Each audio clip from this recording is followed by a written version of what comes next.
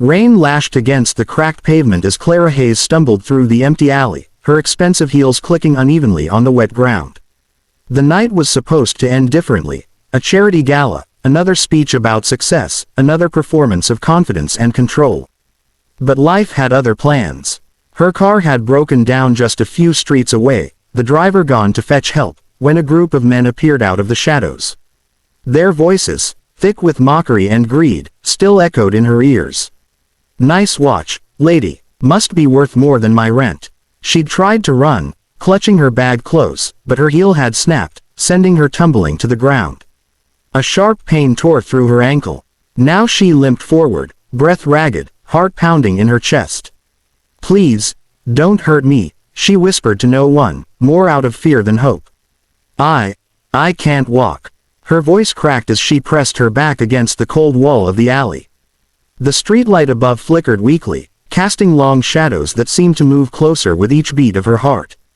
Her hands shook uncontrollably as she tried to pull herself up, but her leg refused to move. Her ankle throbbed with each breath, pain radiating up to her knee.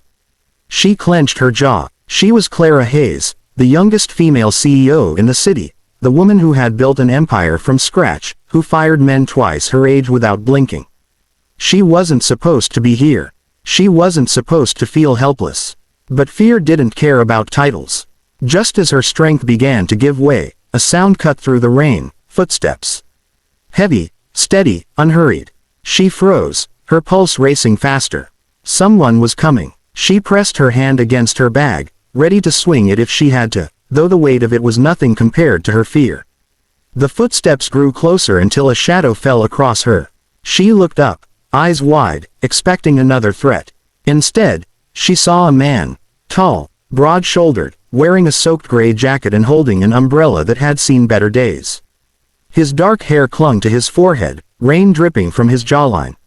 He looked ordinary, maybe even tired, but there was something calm about his presence, the kind of calm that made her breath hitch for reasons she didn't understand.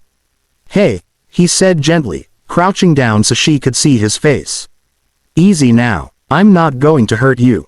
Clara blinked, her body trembling. "Don't come closer," she warned, her voice sharp but weak. "Please, I can't walk." He raised his hands in surrender. "All right, I won't. But you're hurt. Let me see your leg."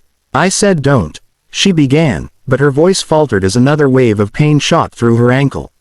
She winced, gripping the wall behind her for balance. The man stepped forward slowly, his movements measured and kind. "You twisted it badly," he said after glancing down. "You won't make it far on that." Clara swallowed hard. "I don't need your pity," she said, trying to sound strong, though her eyes betrayed her exhaustion. "Good," he replied simply. "Because I'm not offering pity." That response, quiet, unshaken, silenced her. Before she could argue, he slipped an arm around her back and another beneath her knees. She gasped as he lifted her effortlessly into his arms. "Put me down," she protested, clutching his jacket. "You can't just. Would you rather I leave you here in the rain?" he asked softly, glancing at her. His eyes, warm brown, steady, held none of the arrogance she was used to from powerful men. Just patience, just concern. Her resistance faltered. The truth was, she couldn't even stand, let alone walk. So she let him carry her, the cold rain mixing with the heat of her embarrassment. Her head rested against his shoulder as he walked, his footsteps steady and strong beneath the thunder's roar. He carried her out of the alley, down a narrow street, and up a set of stairs that led to a small apartment above a flower shop. The air inside was warm, smelling faintly of honey and fresh bread. He set her gently on a couch, then knelt down to remove her soaked shoes. "Don't," she began, but he cut her off. "Relax, I just need to check if your ankle's swollen." His tone was calm, professional even. She noticed his hands, large, steady, the hands of a man who worked with strength, not luxury. As he examined her ankle, she bit her lip, trying not to wince. His touch was careful, deliberate, respectful. "It's not broken," he said after a moment. "But you've definitely sprained it. You won't be walking for a while." "That's not an option," she muttered. "I have meetings tomorrow, investors." He looked up at her with a faint smile. "Right now, you have ice and rest." Investors can wait. She stared at him, startled by his confidence. No one ever told her what to do. But something about his quiet authority made her stop arguing. He disappeared into a small kitchen and returned with a bag of frozen peas wrapped in a towel. As he gently placed it over her ankle, she studied him in silence, the faded t-shirt clinging to his shoulders, the lines of fatigue near his eyes, the faint scent of rain and soap. He didn't look like someone from her world. He looked real. "Why are you helping me?" she asked after a long pause. "You don't even know who I am." He glanced at her, his expression unreadable. "Because you needed help," he said simply. "That's enough." Before she could reply, a small voice came from the hallway. "Daddy." Clara turned her head sharply. A little boy stood there, no more than 6, his hair sticking up in soft curls. He rubbed his eyes sleepily. "Who's that, Daddy?" The man smiled gently. "Someone who got caught in the rain," he said, standing up. "Go back to bed, buddy. I'll tuck you in soon." The boy nodded, but his gaze lingered on Clara. "She looks like a princess," he whispered before shuffling away. A flush crept up Clara's cheeks. She looked away, feeling strangely vulnerable. "I'm sorry about that," the man said, chuckling softly as he sat on the edge of the coffee table. "He doesn't get visitors often. I'm Evan, by the way. Evan Carter." "Clara," she replied after a pause, leaving out her last name instinctively. She didn't want him to know she was the Clara Hayes, the woman who made headlines for ruthless business decisions. "Well, Clara," Evan said with a small grin, "looks like you're stuck here for the night. It's still pouring outside, and you're not going anywhere on that ankle." "I can't stay here," she protested. "You don't even know me." "I know enough," he said, standing and offering her a blanket. "You're cold, you're hurt, and you look like you haven't rested in a long time. That's all I need to know." She wanted to argue, but exhaustion pulled at her. The warmth of the blanket, the soft hum of the rain outside, and the faint laughter of the little boy from the next room, it all felt foreign, yet safe. As Evan moved about the kitchen, brewing tea, Clara leaned back and let her guard down for the first time in years. Her life had always been about control, about power, image, and winning. But here, in this tiny apartment with a man and his son she barely knew, she felt something she hadn't in a long time.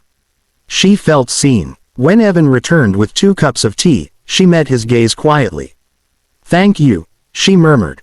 He smiled. "You're welcome. Try to get some sleep. I'll be right here if you need anything." As the rain softened to a gentle rhythm, Clara watched him settle into a chair across from her, reading a worn paperback while keeping an eye on her injured ankle. His presence was steady, like an anchor in the storm she'd been running through her whole life.